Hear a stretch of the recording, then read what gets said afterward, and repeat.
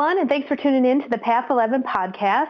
In this episode, we have another Q&A panel that we're bringing to you from our event in LA. We had a great time out there. It was wonderful to see Tom Campbell and Marla Frees. Got to meet Marla finally in person. She is a wonderful human being and really added a lot to the Q&A. Although usually when we do these Q&As with Tom, people tend to ask him the majority of the questions, but Marla did get her 2 cents in there, and we had some questions that were answered by her as well, which was nice to hear. She's been a longtime follower of Tom's work and has kind of integrated that into her psychic mediumship practice as well, and she touches upon that. And some of the questions that were asked for this Q&A panel have to do with Tom describing a little bit more about the binaural beats and hemisync music, also how the Explorer files worked. Some people asked some questions about our spirit guides and how do we tune into them and actually hear them or work with them. A person in the audience also asked Tom about his aha moment, like how did he really know that this stuff was real, and kind of what made him, I guess you could say, believe that there was such thing as this larger consciousness system. And then we also had some people asking about psychic readings and really how accurate are those readings, and this one person in the audience kept going to a bunch of different psychics, and some of the information would be point on, and then other times he would be told other stuff. So that was kind of an interesting exchange that he and Tom and Marla had on the Q&A panel. And then another question came up about ego and fear, about knowing that when we're kind of in our bad moods and we're experiencing life and it's not feeling good, that we may be more in the fear state. But then sometimes, what is this ego thing if maybe we are feeling really happy? Is that ego, or are we just in the flow of this reality system and doing the right thing? So I think that you'll find this Q&A interesting. There are different questions that have been asked from our other Q&A questions. So we hope you enjoy listening to this Q&A panel from Redondo Beach at the Hilton Garden Inn.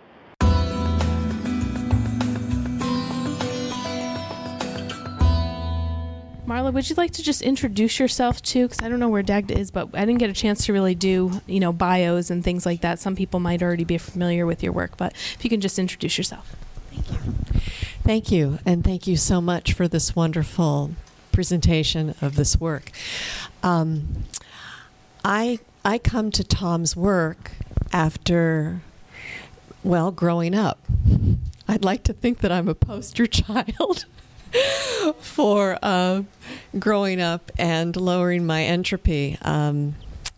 My background is coming from an abused childhood, and I think that really heightened my sensitivities.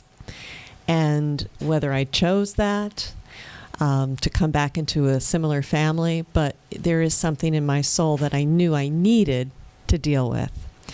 And of course, at this age, I've had a lot of processing through lots of therapy and lots of life coaching, and also the consciousness, the larger consciousness system working with me on a constant basis.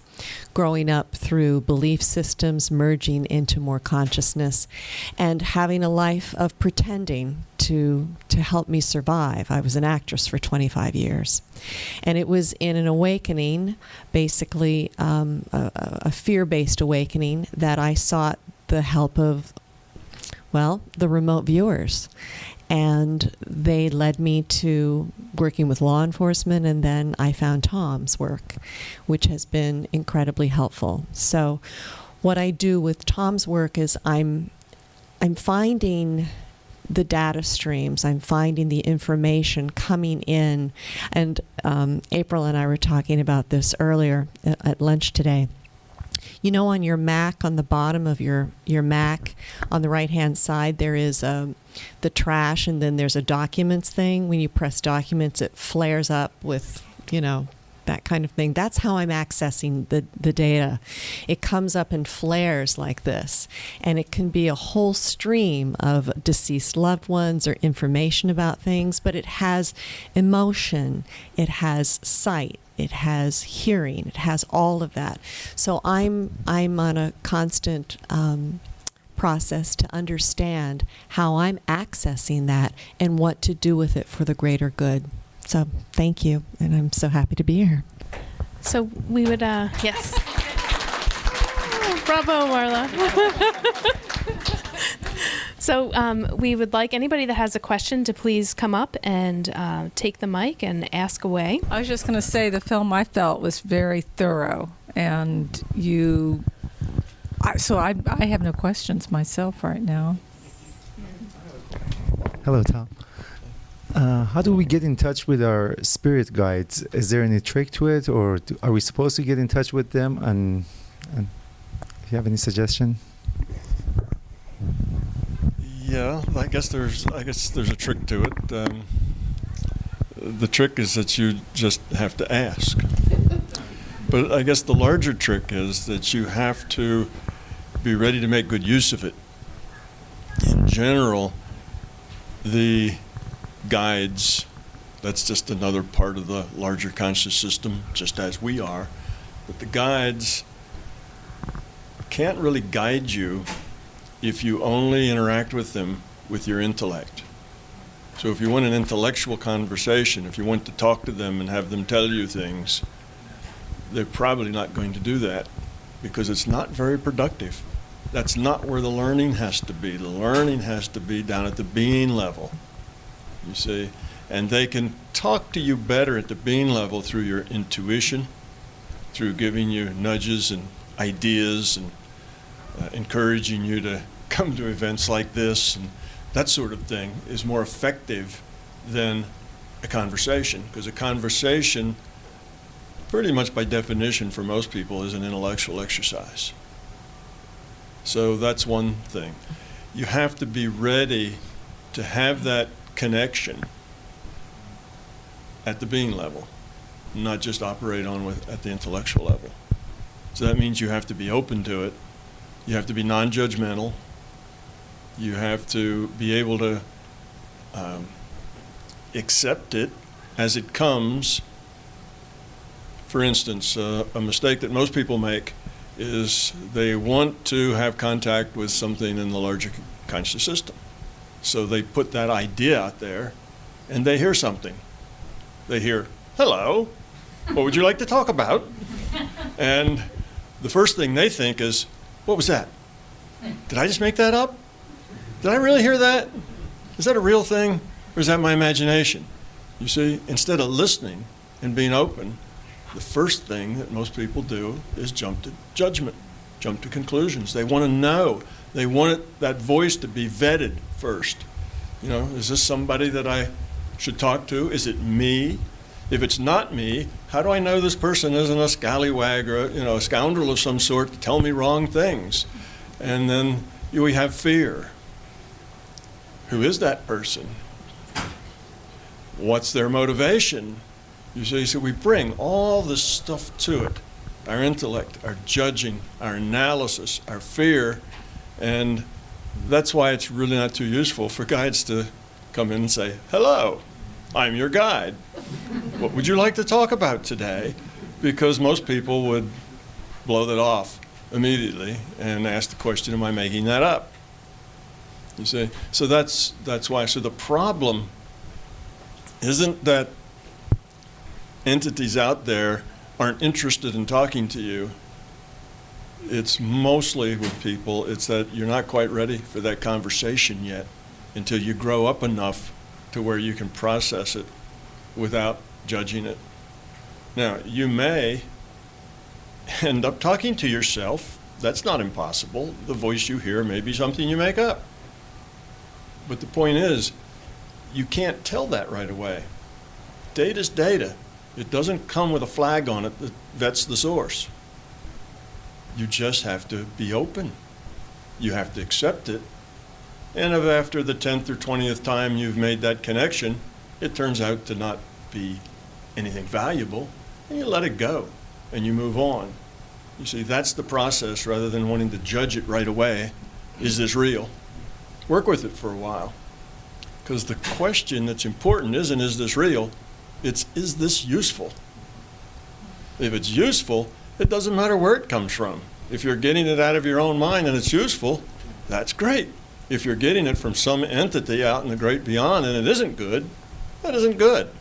So it really doesn't matter where it comes from.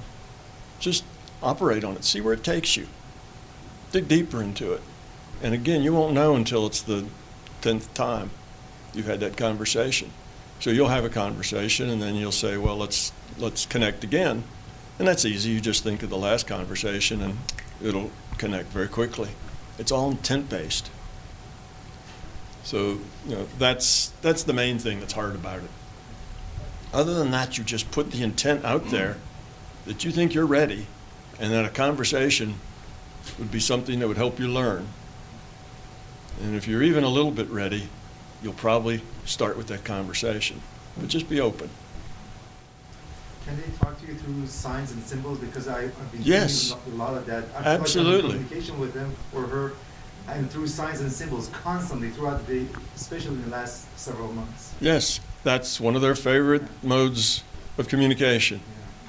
Things that, and they'll even plant the idea in your mind that that sign or symbol means something. Yeah. So that when you see it, it makes a connection. So yes, that's a typical way. But if you'd like to turn that into conversation, just ask. And if they feel that'll work, if there's any value in it, then you'll probably get it. So it's, the trick of it is really to be ready. And then just to have that intent and be open and connect with whatever happens. Judge it on its merit, not on how real you think it is or how real you can prove it to be. Great to meet you, Tom. My question is, can you talk about what kind of physical process does a person go through at the sessions at the Monroe Institute, like when they hear the frequencies, and how does that process enables you as a person or in your mind to get connected to other or parallel realities? Or well, there's a couple of things that are of value to it, and one is maybe not as obvious, but it's part of the equation, and that is you are led to feel that this is going to work for you. You're in with a whole lot of other people who are doing the same thing, so there's a certain amount of placebo effect in it, which means you approach it with a positive attitude. Now, you can approach it with too positive an attitude. That's when you're too excited about the possibilities, and then that chases everything away, of course, too, because now your intellect and your emotions are getting in the way. So that's one part of it, is the positive attitude with which you approach it. And you don't need binaural beats to give you a positive attitude. You can get that all by yourself. But those two will go together, particularly in a setting like the Monroe Institute, you see, and the experiences of the other people around you who are tuning in and getting things. Okay, that's one thing. Secondly, what it does physiologically is that it drives your brain waves, electromagnetic waves, pick up with a EEG. It drives those more dominantly into a theta state. So normally now if we're real relaxed, we're in an alpha state. If we're on the edge of our chair paying attention, we're in a beta state. On some frequencies are higher. Now the brain waves really have all mix of frequencies. You'll have some theta and some alpha and some beta and all this going on all the time. But it's dominant in one frequency or other depending on what you're doing. Well, that theta is the state you get in just before you reach delta, which is unconscious. So it's that twilight state. It's that state where alpha, you're just really chilled out. Theta, you've gone beyond chilled out. Okay, you're beginning to let go of your physical senses. So it puts you in that theta state and holds you there. Normally you'd be in the theta state for 3.5 seconds, and then you'd be, it skips around. So to get there and stay there, if you don't have the binaural beats, that may take, 5, 6, 10 years of meditation before you can keep that state steady and calm without interruption for an hour or two, however long you want, that you can just go there and stay there. That's difficult for a lot of people without a lot of training in meditation. What the binaural beat does is puts you in that state without all those years of practice. and holds you there. Now, that's both the good news and the bad news. The good news is it puts you in that state and holds you there, and the bad news is that it puts you in that state and holds you there. The reason for the bad news, well, let's start with the good news. The reason for the good news is you may not be able to do that on your own. Now, it doesn't mean it forces you to have an experience or an out-of-body or whatever. It just puts you in that state where those things are most likely to happen, where you're letting go of your sense data anyway. Okay? The reason that it also is bad news is that you can get dependent on that,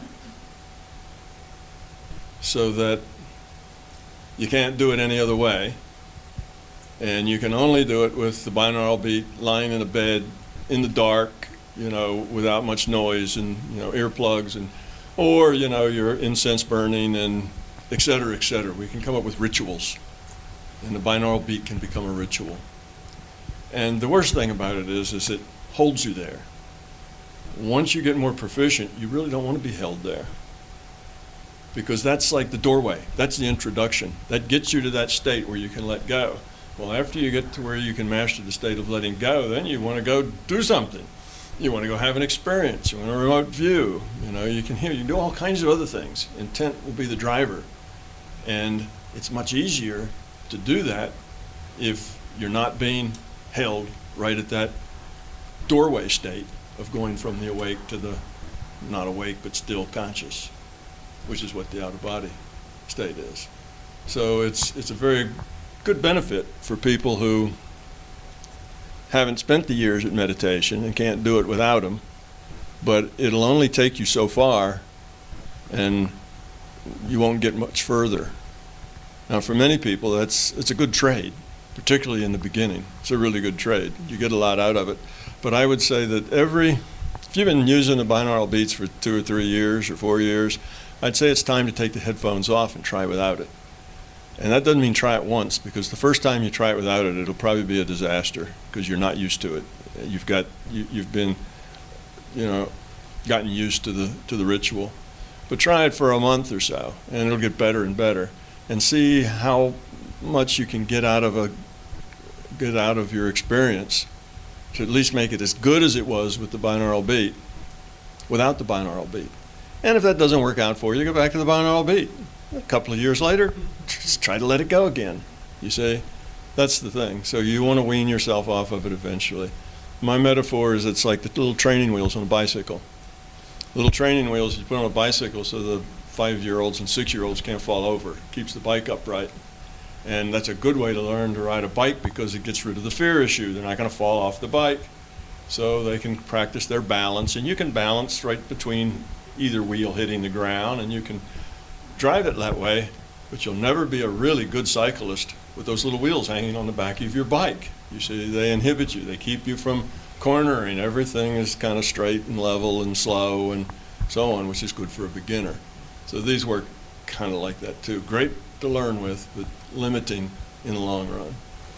Can you also give a couple of examples of how to incorporate the learnings from binaural beats in life situations? Well, if you, what's the connection between meditation, binaural beats, and the rest of your life? If you meditate and you use the binaural beat, and you are successful at remaining conscious but letting go of this physical reality. And by letting go, I don't mean you disappear entirely from here. If somebody drives outside your house and honks the horn, you'll hear it. I just mean you're not attached to that sound. You don't automatically say, who's that? Why are they doing that? Or get angry, because they're disturbing you or anything. It's there, but you're not attached to it in any way. So you can still be semi-aware of what's going on if it's loud or intrusive, but you're not attached to any of it. If you can get in that state, you will begin to evolve the quality of your consciousness. You don't have to do anything. Just hang out there, and eventually things will begin to happen. And the reason for that is that when you're in that state, you're like an open mic.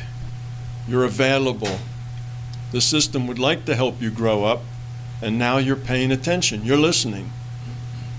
Okay? The noise has been reduced. So you will start to get things that help you see bigger pictures without really having to do anything about it. It's just you've put yourself, it's like you're a 7 or 8 year old and you're going to school. You get up, you get dressed, you go, you sit down in the classroom. Well, now you're ready. So that's sort of like that. You get into those altered states to where you're aware, but you're not functioning here. You're aware just with your consciousness. So it's like you're in the classroom saying, okay, teacher, what's up? And things will begin to happen. You'll start getting bigger pictures. The things that typically happen for people right off is they start to deal with their fears. They start to get information that's personal. It's about them. It's about their life. It's about their constraints, really. It's the stuff that holds you back. And you start getting that. And often people, when they get that, that's it. They're done with meditation. They're done with the binaural beats because that's unpleasant. If they deal with it, then that's the first big step on a process of growing up. And until you deal with some of that fear, it's really hard to grow up.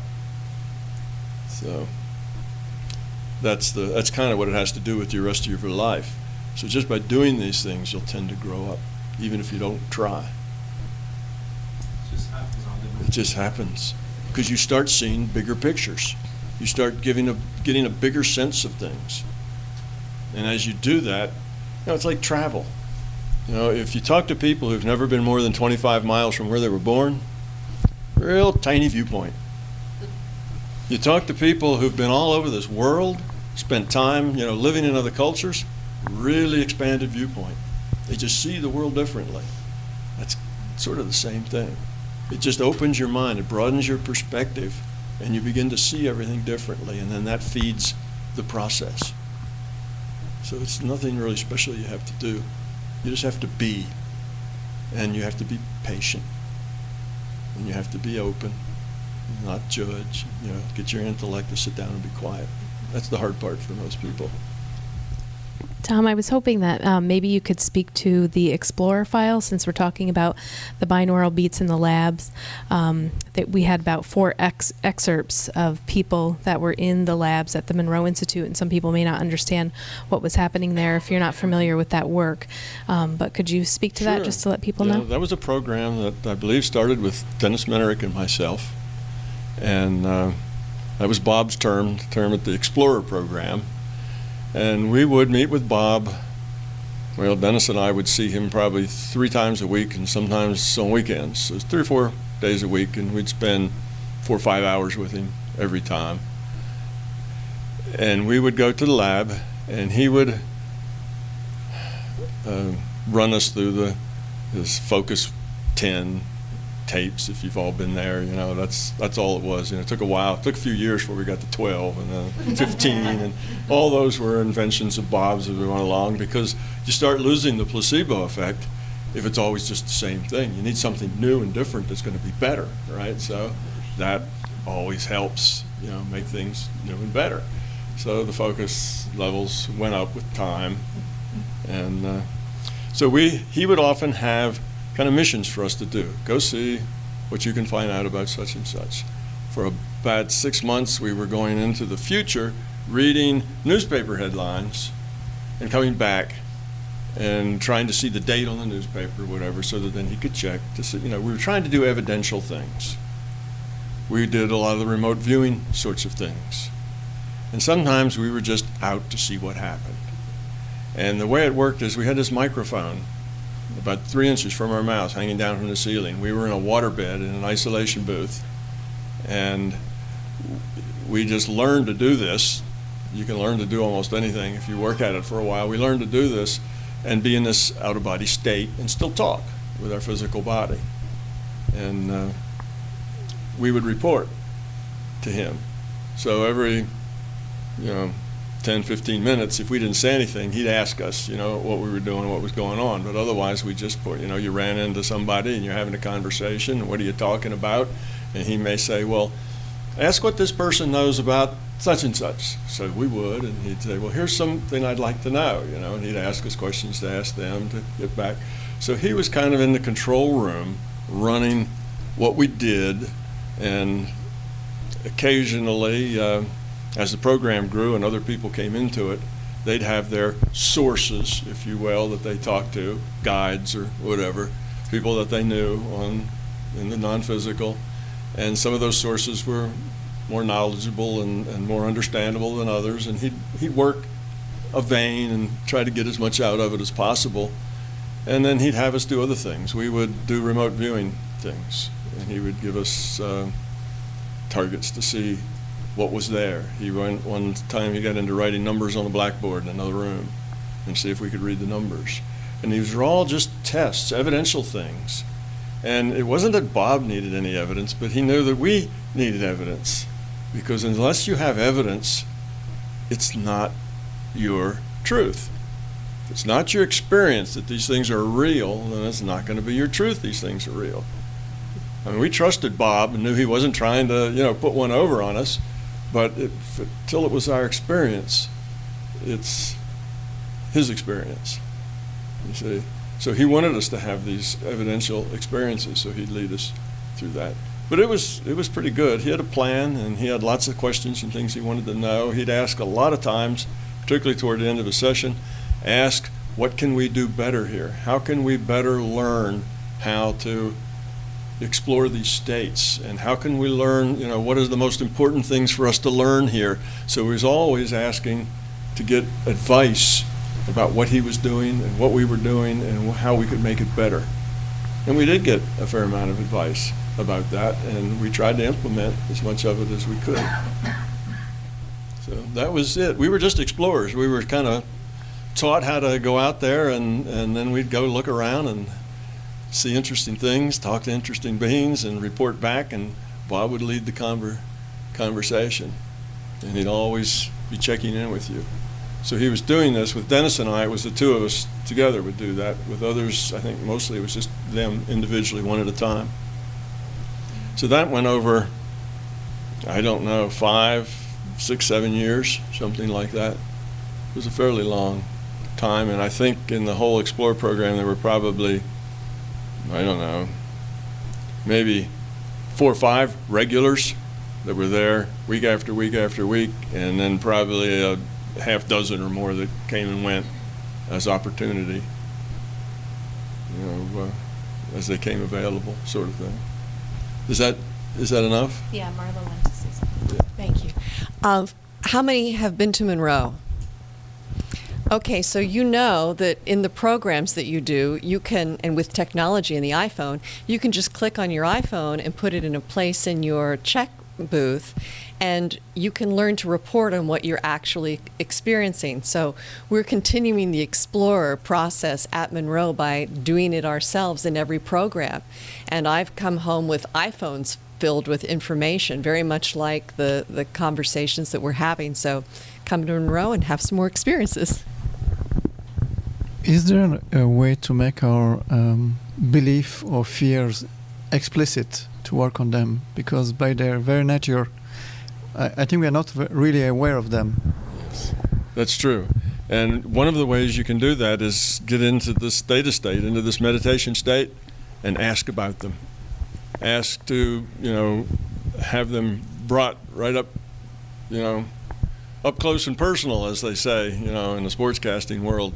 And so that you can recognize them and see them and understand them, and that you would like help with dealing with them. But don't say that if you don't really mean it, because once that ball starts rolling, sometimes it's hard to shut it down. So, but you can ask for that, and you will probably get it. What do you get exactly?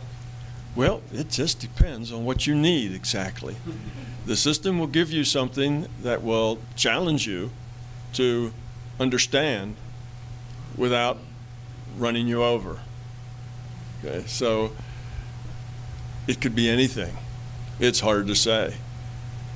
You could start to relive some past moments that created a lot of that fear. You could, see the times that fear created very poor outcomes for you. You could have to, again, if you relive it, you might go back and experience some of the things that that created it. It may be very unpleasant. Or you may be challenged to do something about it.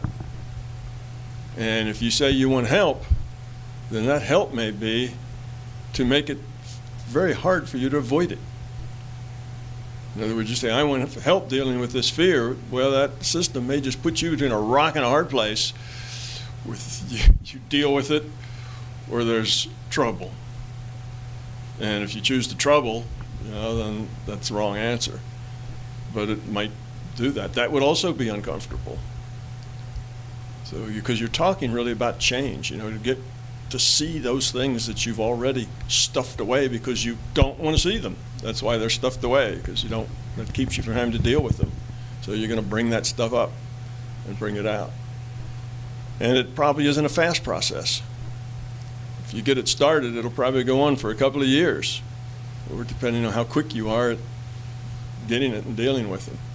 So that's why I say don't ask if you're not really ready to do that, because it may be more than you want to do. I've run into any number of people who, oh yeah, I got this under control. I don't have any fear, and they go out and they ask, okay, I want to learn. Show me, help me do this stuff. And within a couple of weeks, I'm getting emails from them saying, can you make it stop? Can you make it stop? How do I turn it off?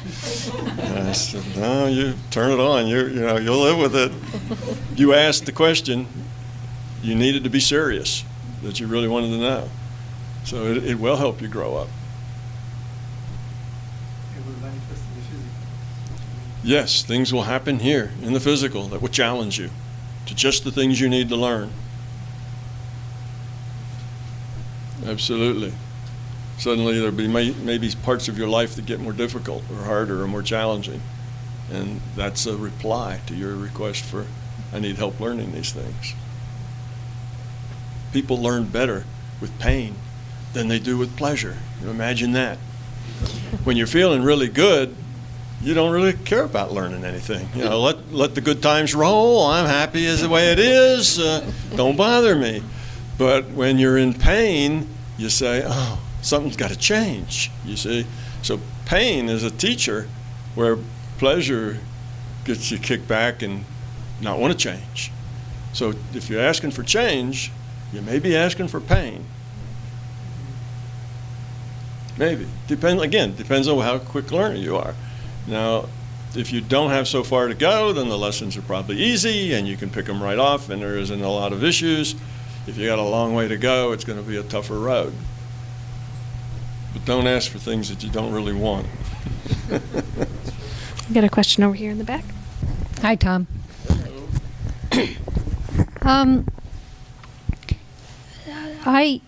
I guess I'm like everybody else, and I think I don't have a lot of fear. At least I used to think that, and then I realized that I can recognize my fear by my feelings, and when I feel when I have these uncomfortable feelings.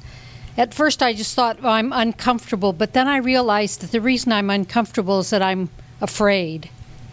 And so I'm starting to categorize my emotions, I guess they're emotions, just feelings of, there's a certain kind of discomfort that I recognize as pain, and then I can deal with it.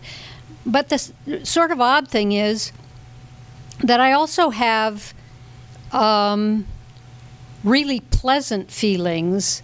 And at first I thought, well, when I'm having these pleasant feelings, it means that I'm doing something right. But then I realized that when I have these really pleasant feelings often, I'm now learning to distinguish them, that often the really pleasant feelings are ego. And so why does pain make you feel miserable and ego make you feel happy? Well, because the job of ego is to disguise the fear. That's what ego is all about. Ego is to make you not notice the fear. You take the fear and you generally keep it under the rug where you can't see it and don't have to deal with it. And ego is the strategy by which you do that.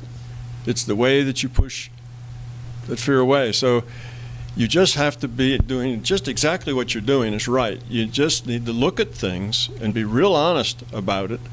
And if that's feeling good has to do with ego, well, then you can find the fear that actually is responsible for that.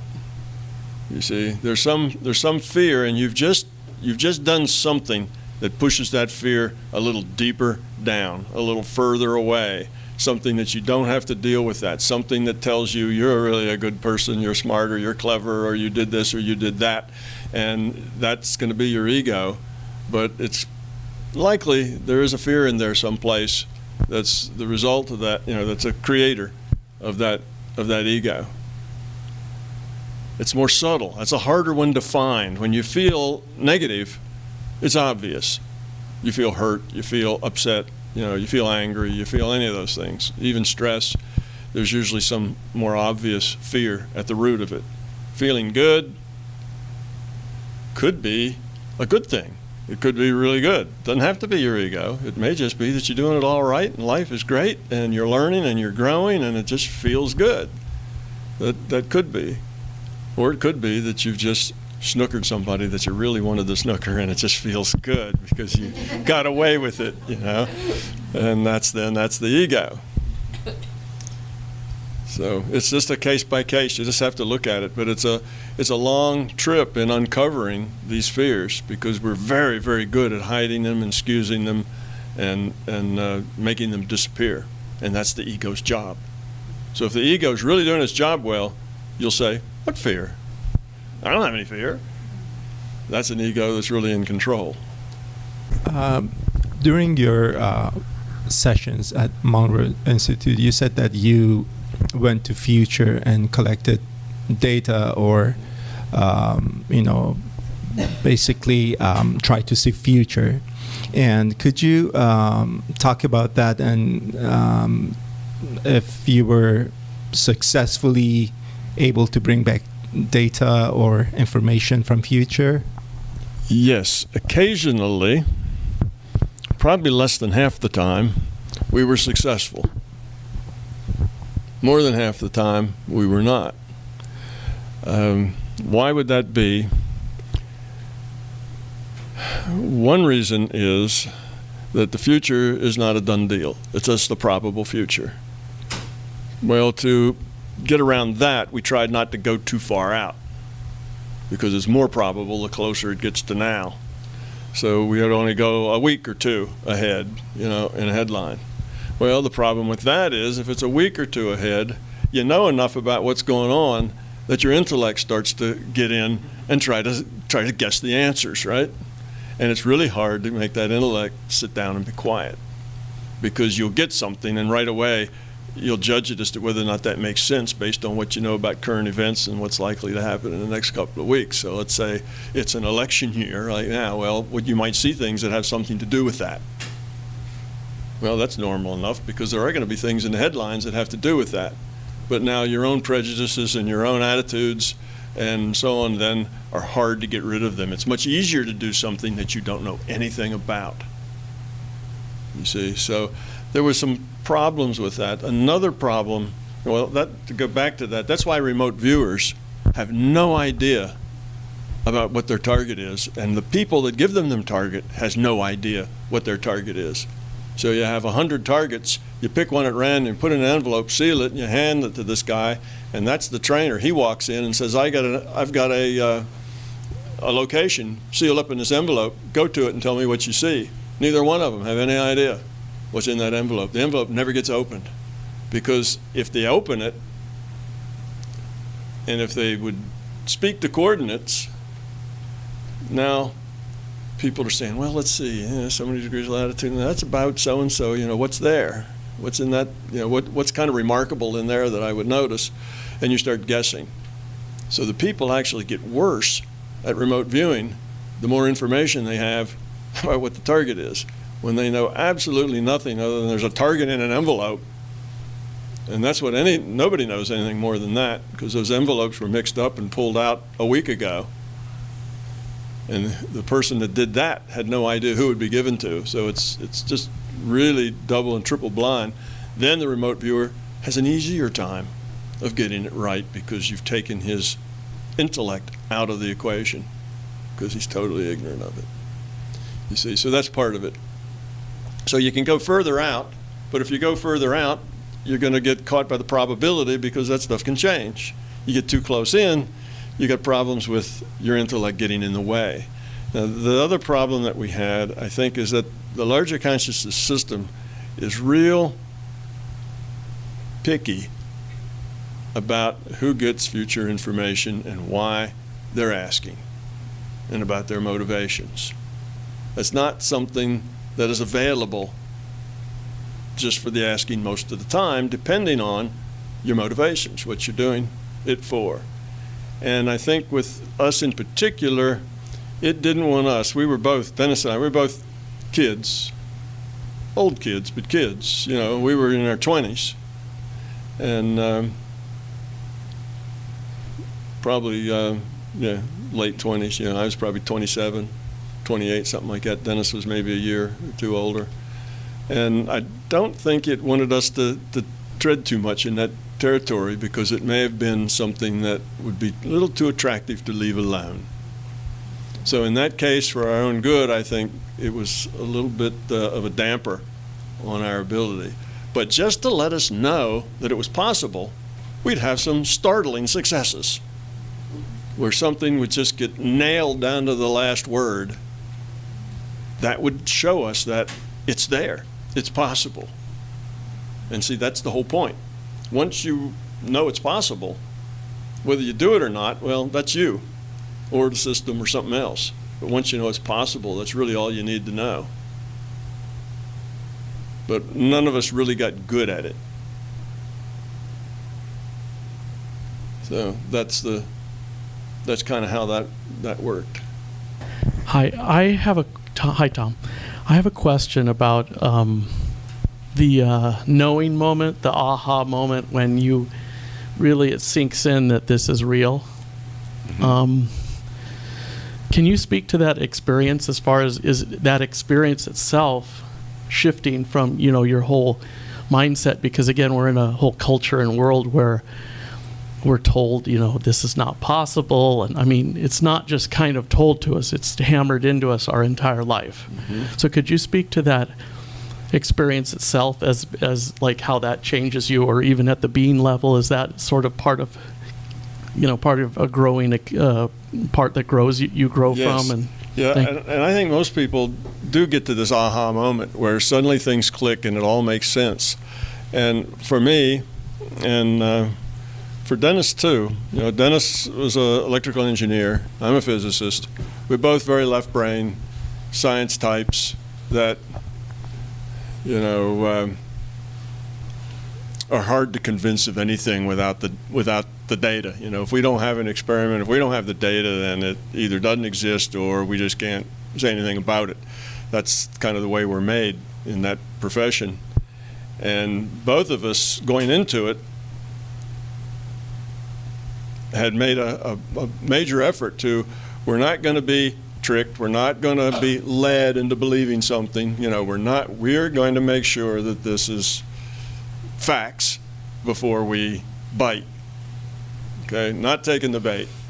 So that's before we really knew Bob or anything else. That's kind of our attitude, right? We already had a chip on our shoulder, you know, going in. And after probably year 2 or so, where we'd been going out reporting on things, seeing things, checking whether what we saw was what was there, success, a lot of successes. The statistics, if you'd kept statistics on it, it would have been, you know, 100,000 to 1 that we could have been doing the things that we were doing and get so much of it right if we were just guessing or lucky. So intellectually, we both knew this had to be real, because you don't get statistics like that just by being lucky, because it was consistent. We worked at healing. We looked at all kinds of things.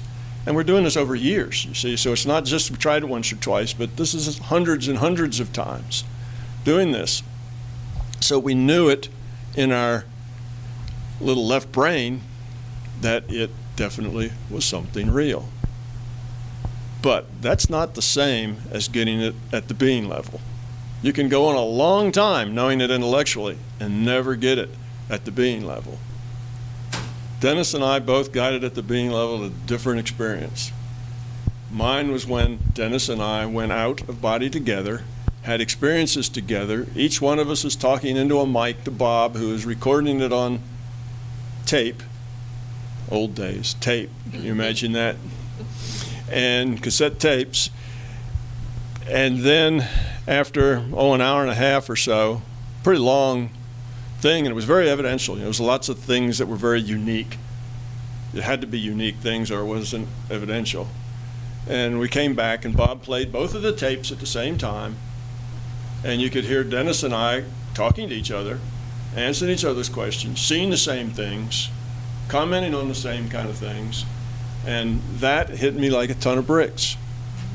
Because for some reason, that was the straw that broke the camel's back, and for the next 2 or 3 weeks, I was kind of in a semi-stupor with this idea of, my God, it's real.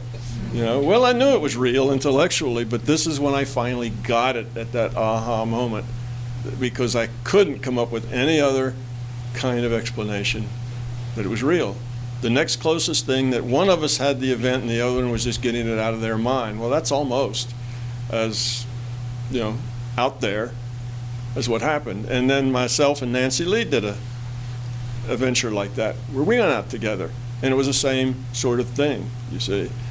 So that was it for me. Dennis, that was just another day at the lab. That didn't just, that didn't do it for him. That was mine, but he had some other experience, not that long after. That was his aha moment, where he got it. Because we had so many weird things happening to us we're going out there 3 or 4, sometimes 5 days a week, and every day you're doing things that are totally impossible. Every day.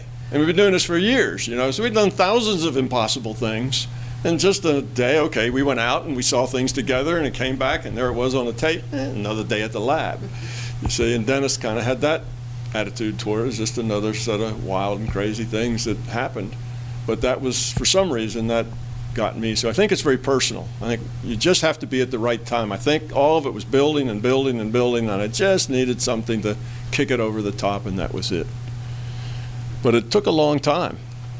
I was a pretty hard case, I assume, because anybody else who'd done as much, unusual things, as Dennis and I did nightly, probably would have gotten it a lot earlier than I did. But it's because I was a physicist and I was not going to be led into believing something that I didn't have the evidence for. So I held out a long time.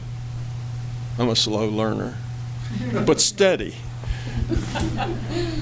Hey. Well, it has to do a little bit with Marla, because I have I'm becoming like a connoisseur of readings. I've had like 5 or 6 readings, Akashic readings, live readings with people on the phone, and it turns out that in some cases they're very similar. In other cases they're a little bit different. But I'm wondering, Tom, can the larger consciousness system affect her readings if my intent is ego-driven? Like in a way, I'm trying to trick the system, like saying, like, this guy told me this woman told me this other thing, this.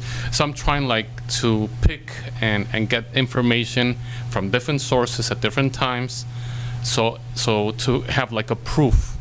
Maybe it's not my own experience, but because I had 2 readings that were very similar. My past lifetime was a terrible war and dying and this miserable thing, and then the last one I had was also about war and about being killed, but in a different part of the world, just across the English Channel, no?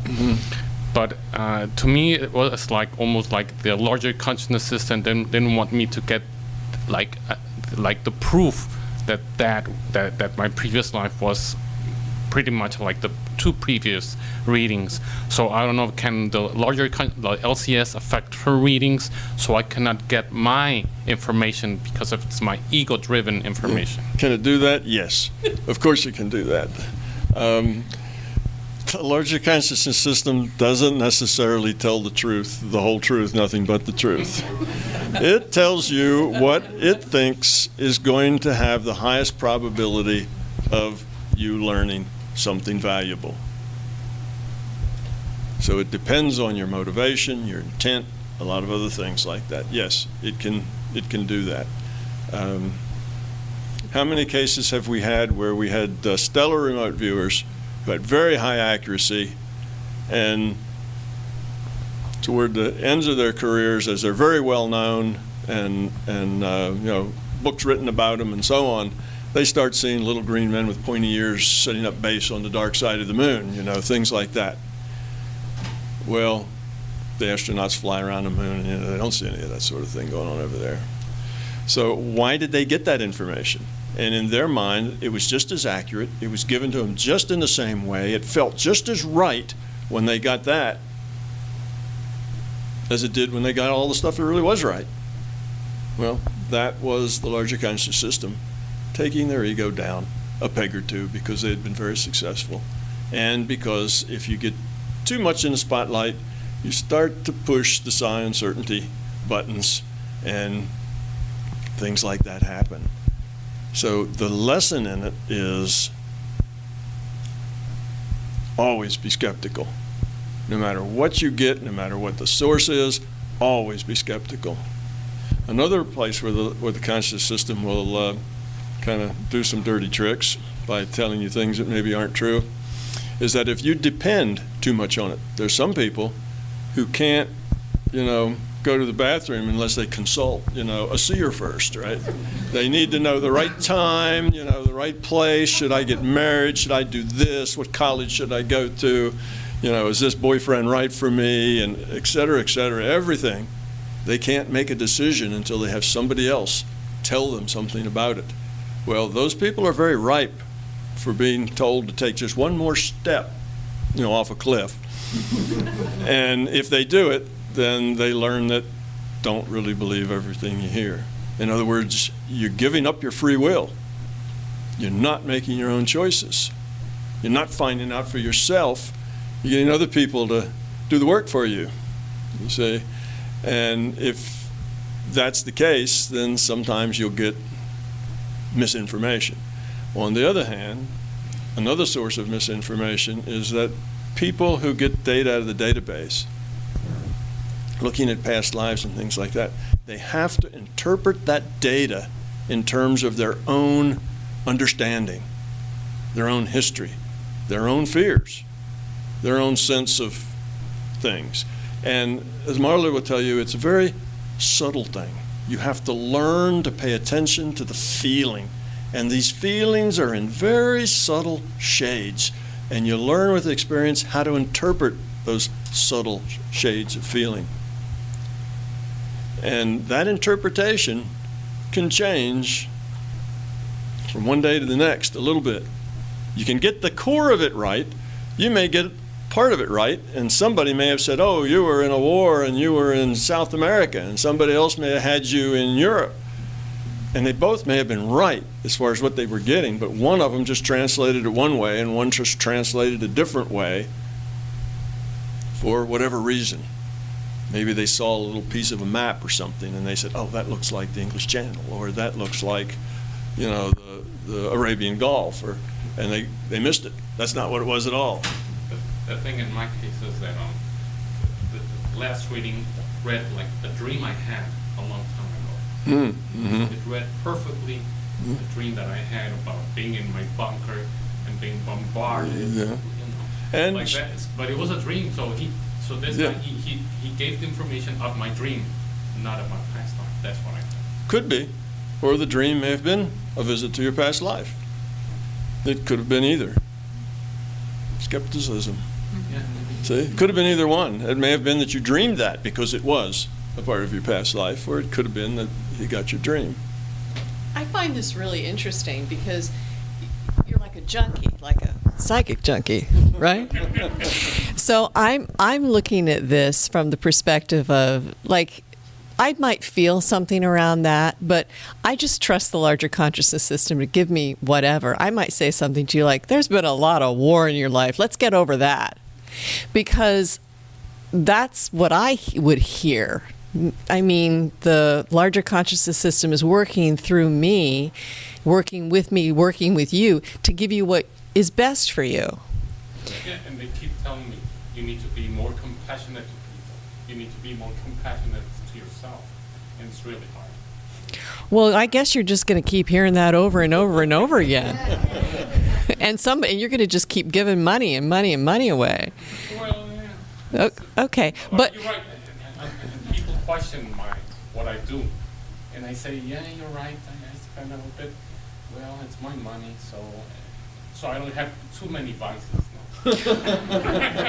Well, let me ask you this. Do you want to be right or do you want to be happy? I want to be happy. Oh, be very careful what you say. Be very careful what you say. I just want to be less uncertain.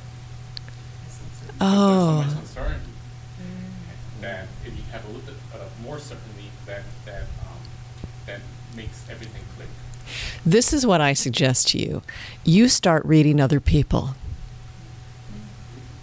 You start listening to the larger consciousness system, and you start giving information that you hear and you feel. That's really good. Thanks. Mm-hmm. Yeah. That's what the larger consciousness system just told me to tell you. Yeah. Well, that will open up your own channel, and as you get experience doing that, the uncertainty will disappear much more quickly than it will be if you ever ask other people. So it's your own experience that's important. So yeah, work on your own experience if you want to get rid of uncertainty. On the other hand, the other thing that I say almost as often as I say be skeptical is learn to live gracefully with uncertainty. Yeah. So yeah, do it rather than have other people do it and watch them and kind of take notes on how well they're doing. See how well you're doing. Practice the remote viewing. Practice the getting information out of the system. Practice healing. Mm-hmm. And in 6 months, you will probably be a lot less uncertain. It's not that hard. It's cheaper, too. Hi, Tom. I discovered your work early this year, and I'm very excited by it. But my question to you is, do you think that human beings will ever reach the point where they can tap into all of the information in the larger consciousness, or do you think that just simply will not happen? I think it's possible. I think eventually it's even likely. And if you wait long enough, I think it's unavoidable. So we will get there. That's part of our growing up. As you grow up, what it feels like growing up is that you live in a bigger and bigger reality. Takes in more and more things. And eventually you'll live not only in this physical reality, but you'll live in a bigger mental space as well. Your decision space grows. Your reality grows. And that process is an evolutionary process. So it's not going to get to this point and quit. It's going to keep evolving and evolving. So eventually, yes, humanity will get to that point. But we've got a long way to go. We've got a lot of fear to get over first before we get there. And some of the things I'm going to talk about tomorrow will be some ways that I see that may help us get there quicker.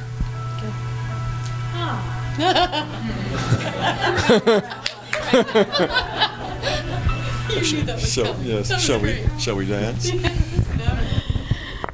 Okay, well, thank you all very much for your wonderful questions. If anyone is interested in the workshop this weekend, please see Tom if you're not registered. And Also, we would recommend that you visit the path11podcast.com if you would like to hear more interviews that we've done with other people who are studying consciousness.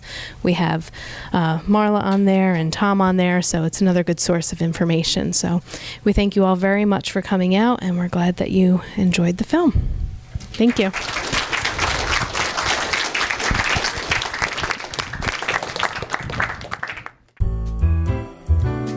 If you'd like more information about our films or to purchase our DVDs, you can head on over to our website at thepathseries.com. They're also available to purchase on amazon.com. Our films are also streaming online at vimeo.com, gaiamtv.com, and iTunes. If you have a show suggestion or would like us to interview someone specifically, please feel free to shoot us an email at info@thepathseries.com or send us a tweet at thepathseries. Please rate and review us in iTunes and subscribe. We hope you enjoyed the show.